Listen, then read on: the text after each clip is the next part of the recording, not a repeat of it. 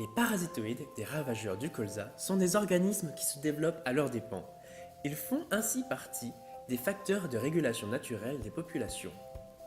Des élevages de larves de ravageurs peuvent être réalisés afin de récupérer et d'identifier ces parasitoïdes.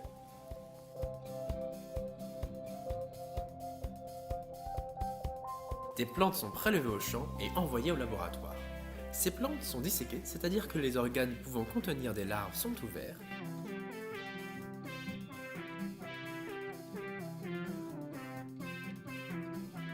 Les plus grosses larves sont prélevées et placées dans une boîte de pétri.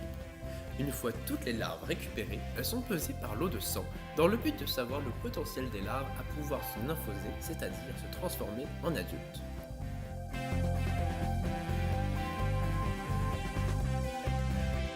Les élevages se font dans des boîtes transparentes closes. Une couche de billes d'argile est placée au fond de la boîte. Celle-ci est recouverte de substrats composés pour moitié de sable et pour moitié de terre ou de terreau.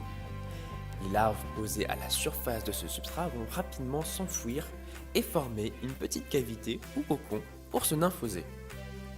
Les boîtes sont ensuite placées dans l'insectarium sous conditions de température et d'éclairage contrôlés. Au bout de plusieurs jours à plusieurs semaines, les ravageurs non parasités et les parasitoïdes terminent leur métamorphose et sortent de terre. Ils sont récupérés à l'aide d'un tube ou d'un aspirateur à bouche, puis sont mis en éthanol pour être conservés. Le tube est identifié avec la référence du lot et la date d'émergence.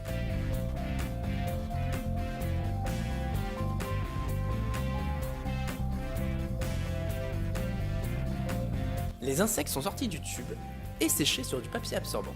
Ils sont ensuite identifiés sous l'eau binoculaire grâce à des critères morphologiques. Une fois l'espèce déterminée, les individus sont replacés dans le tube d'origine avec leur étiquette. Si nécessaire, ils pourront faire l'objet d'une autre analyse en utilisant par exemple leur ADN.